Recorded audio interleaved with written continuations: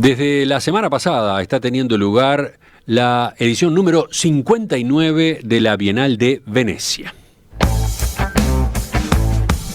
Con la curaduría de la italiana Cecilia Alemani, este evento fundamental de las artes en el mundo lleva este año el título La leche de los sueños.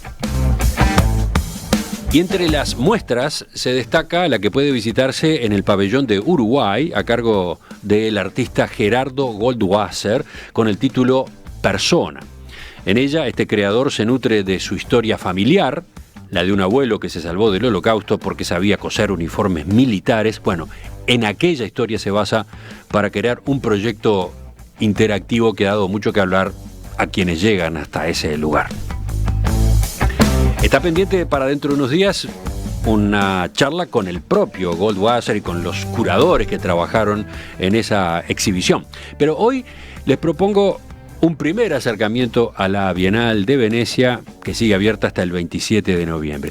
Para eso voy a conversar con Ricardo Pascale, a quien conocemos bien como economista, expresidente del Banco Central, profesor universitario, columnista aquí en Perspectiva en distintos momentos, pero que también es escultor y acaba de recorrer la Bienal en los primeros días siguientes a la apertura. Ricardo, buen día. Buenas tardes para ti, porque se dice en Europa todavía, ¿no? Sí, Emiliano, buen día, buenas tardes. Efectivamente, buen día para ti. Pongamos en contexto a la Bienal de Venecia. ¿Cómo la definís tú? ¿Es la exhibición de arte más importante del mundo hoy en día? Como tú sabes, en arte siempre es muy difícil decir qué es lo más importante, pero sin duda es la de más tradición, ya tiene más de 100 años, cada vez tiene más países, cada vez se van perfeccionando la exhibición y realmente se puede decir que es la más importante del mundo. Puede haber de repente exhibiciones, hay también algunas otras, como la Documenta en Alemania, que es muy buena, exhibición así, internacional de arte, pero la Bienal de Venecia sin duda es la que concita la mayor atracción en el mundo. Sí. Uh-huh. Se hace una vez cada 2 años en arte y en el año intermedio se hace la de arquitectura, ¿no? La de arquitectura es mucho más reciente y también la Bienal es un ente que, Emiliano, un poco para la audiencia, no solo abarca las artes visuales y la arquitectura, sino que abarca la danza, la música, en fin, el cine, abarca, digamos, una cantidad de áreas que originalmente no las contenía, ¿no? Uh-huh. Sí, es un gran centro de ebullición. Distintas manifestaciones se van dando cita allí según los momentos del año, según los años además, ¿no? Exactamente. La que es más vieja, la más tradicional, la de más prestigio es, diríamos así, por todo, la de arte, ¿no? Uh-huh. La de arte, que va en la 59 edición, ¿no? Ricardo, tú fuiste el artista elegido por Uruguay en el año 1999. Te tocó ser, entre comillas, protagonista. Efectivamente, sí, ahí fue como artista. Sí, una experiencia espléndida. Quedé muy ligado a Venecia y también, en fin, a las bienales, por razones, imagínate, de todo tipo, las que no escapan las emotivas.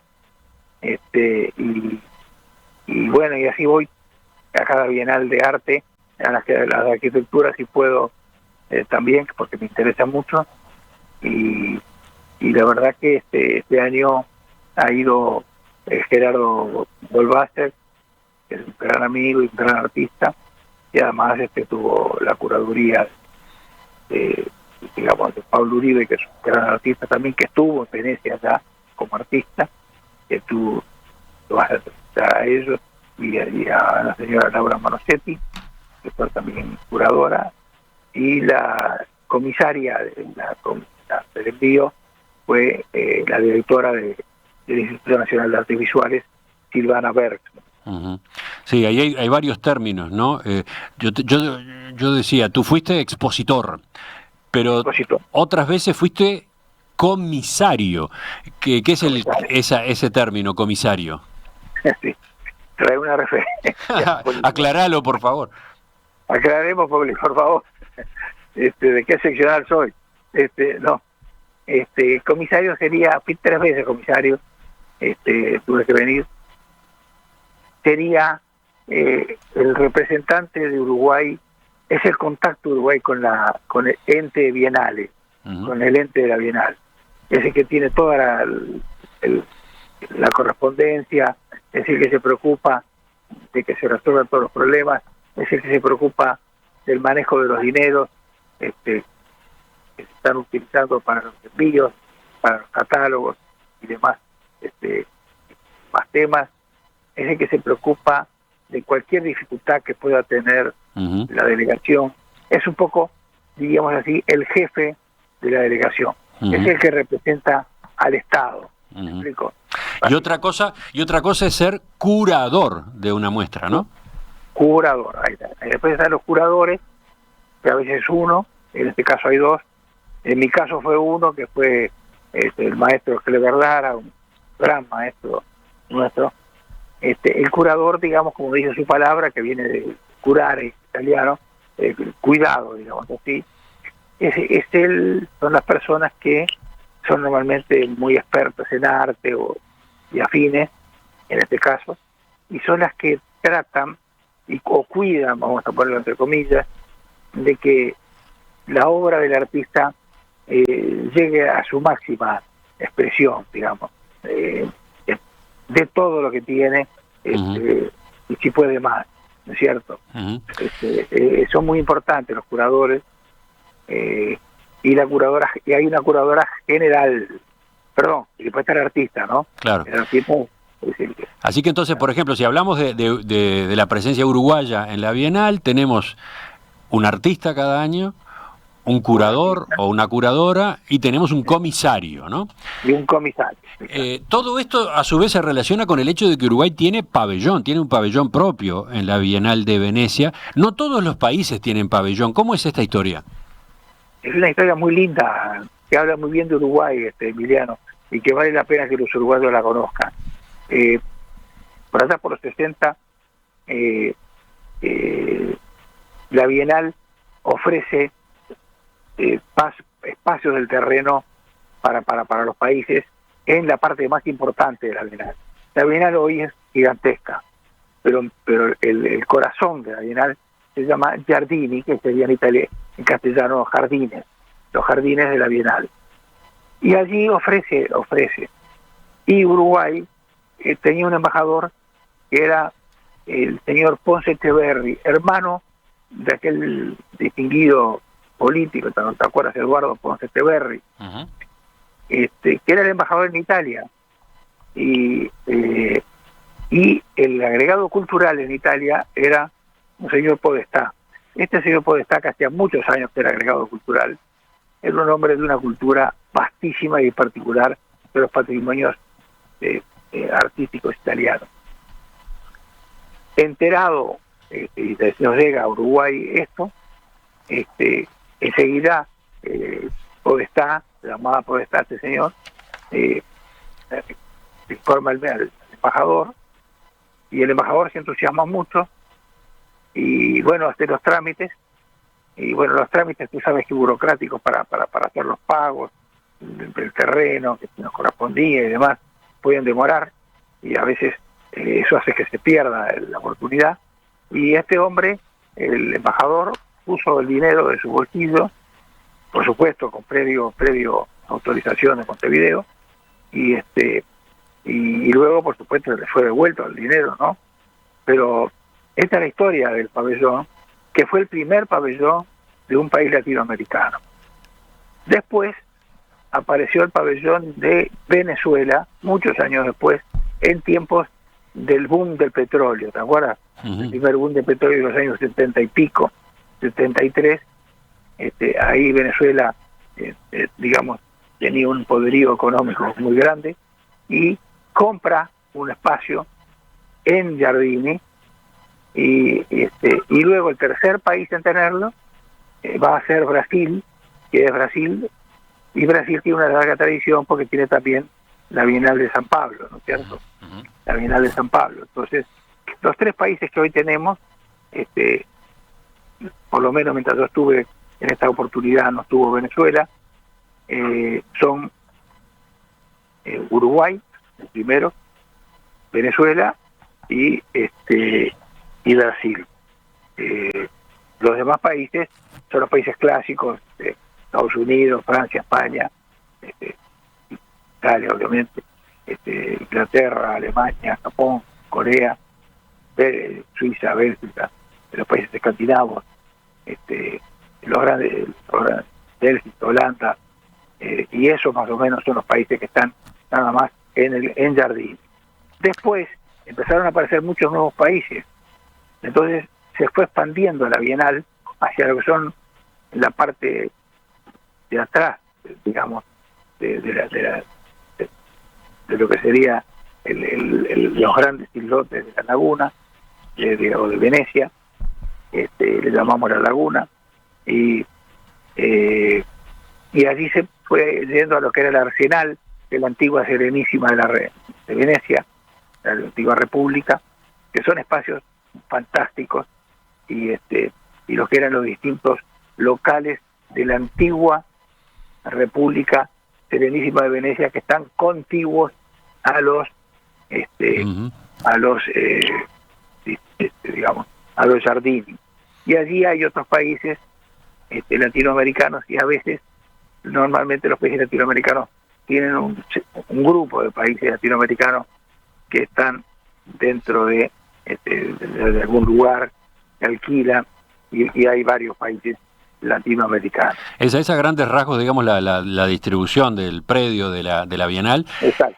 Ahora te pregunto por esta edición misma, mientras capaz que en la emisión en video podemos poner imágenes tomadas de la web y tomadas de la cuenta de Instagram, pero te pregunto algo, a ver, una impresión general. Estamos hablando de una edición muy particular de la Bienal porque ocurre a la salida de la pandemia y en medio de una guerra en Europa.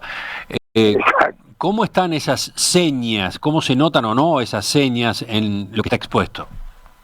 Y digamos, es una bienal muy particular, porque además tiene una curadora muy importante, una mujer muy formada, de ideas muy ya establecidas y sedimentadas, que es Cecilia Alemani, que le dio un sesgo muy previo al tema de la guerra de Ucrania, ¿no? Ella ya está designada hace 2 años preparando esto. Y bueno, el tema central, digamos, claro, la Bienal, hay países que no está Bielorrusia, no está Rusia está también en Giardini, pero no está cerrado el pabellón, o sea, hay pabellones cerrados, es un poquito raro, no estábamos acostumbrados a eso, y siempre hay un ambiente, digamos, un poco especial debido a esta circunstancia bélica, que fue muy posterior a que Cecilia Alemani hiciera su propuesta curatorial. Ella la curadora general, digamos, de la Bienal, que acá es interesante tener en cuenta que ella elige aproximadamente, en este caso fueron 200 artistas. Tuvo 2 años recorriendo los distintos ateliers de los artistas y demás, y eligió unos 200 artistas. Esos 200 artistas son su muestra, ¿me explico? Son su muestra, si bien esa es la curadora general, y en este caso se llama La leche de los sueños, y la verdad es por qué, el tema, pero es el tema central de lo que ella eligió. Ella hace la curaduría de esos 180 o 200 artistas que están desplazados en el arsenal. Ella no interviene directamente, por ejemplo, en el pabellón de Israel, no interviene, ni el de Estados Unidos, ni el de Uruguay, ni ninguno de esos. Naturalmente que nuestros pabellones toman en cuenta que ella está tomando tal tema y digamos que es lo que le interesaría abordar, pero ella lo que cura, si bien es la curadora general, lo que cura directamente es la muestra que ella desarrolla o que ella tiene bajo su responsabilidad directa, que es esos 180 artistas que ella elige, ¿cierto?, de distintos países, ella y otros y todos los curadores que han habido antes, ¿no? O sea, en una palabra, por un lado tenemos los pabellones nacionales y por otro lado, esto ha ido cambiando con el tiempo, tenemos lo que sería la muestra que hace, que es enorme, que es mucho más grande que los pabellones, que hace la propia curadora o curador, ¿no? Sí, tú mencionaste al pasar que el pabellón de Rusia está cerrado. Lo que veía en la información que circuló esta semana es que cuando estalló la guerra, los artistas rusos cancelaron su participación en la Bienal como señal de protesta contra el gobierno de Putin, al que de hecho iban a tener que representar en Venecia, ¿no? Sí, parece, eso fue lo que las noticias que nos han llegado tanto, sí, efectivamente. Sí, y por otro lado, la Bienal le cedió un espacio a Ucrania, que está siendo utilizado por artistas de ese país con una muestra en la que utilizan, por ejemplo, bolsas de arena, un montaje que evidentemente alude a la situación por la que está pasando ese país, ¿no? Exactamente. Entonces, hay algunos elementos, digamos, poco inusuales, ¿no es cierto? Dirían, una Bienal en ese aspecto un poquito inusual y a veces, digamos, todo ese tipo de situaciones, más allá del drama y los elementos de una guerra, a episodios como este o a eventos como este, le hace tener una forma un poco, digamos, más opácida, más opaca, de menos lucida, menos fluida, ¿cierto? Hay como trabas, hay como pequeños obstáculos. Ahí se nos complicó la comunicación de nuevo, a ver si la acomodamos. Hola, ahora. Sí, ahora sí. Ahora te escuchamos de nuevo bien. No, porque quería preguntarte un par de cosas más para cerrar este panorama o este primer panorama. Quedó mencionado cuál es el tema central de la Bienal este año. El título es La leche de los sueños. ¿De dónde viene? ¿Cuál es la historia? La historia viene es el título de un libro de una escritora que nació en Gran Bretaña, pero vivió casi siempre en México, Leonora Carrington, y en realidad lo que busca esta Bienal, Emiliano, y para sintetizarlo para la audiencia, busca a partir de Leonora Carrington y siguiendo lo que dice Cecilia Alemani, la curadora general, y cuáles son las diferencias que separan lo vegetal de lo animal, de lo humano y de lo no humano, ¿no es cierto? ¿Cuáles son nuestras responsabilidades hacia nuestros semejantes y otras formas de vida y el planeta que estamos habitando? ¿Cómo sería la vida sin nosotros, ¿no es cierto? Entonces, en definitiva, las áreas temáticas sobre las cuales pivotea son tres esta Bienal, ¿no es cierto? La representación, la primera, la representación de los cuerpos y su metamorfosis. La segunda sería la relación entre los individuos y las tecnologías. Y la tercera, los lazos que se entrelazan entre los cuerpos y la tierra, ¿cierto? O sea, tiene mucha profundidad, digamos, digamos, metafísica, epistemológica, ontológica, incluso, esta Bienal. Cecilia Alemani le puso mucho énfasis en este tipo de entonces se ha visto un repertorio de obras de extremo interés de extremo interés, y también muy inusuales y disruptivas desde el punto de vista innovador, digamos, como técnicas digamos, artísticas. Y es el propio pabellón de Gran Bretaña, ¿no es cierto?, que toma el primer premio, y como pabellón, que contiene la obra de una artista británica, digamos, de origen afro, británica, pues, nacionalidad, Sonia Boyce, que en realidad es un juego de sonidos como que no han sido escuchados antes. Es bien interesante, ¿no es cierto?, el enfoque, por supuesto, más allá de medios visuales que ponen, pero digamos, la originalidad que tiene esto es que, digamos, maneja voces y sonidos que han estado ocultos, han estado, digamos, que no han sido escuchados con anterioridad.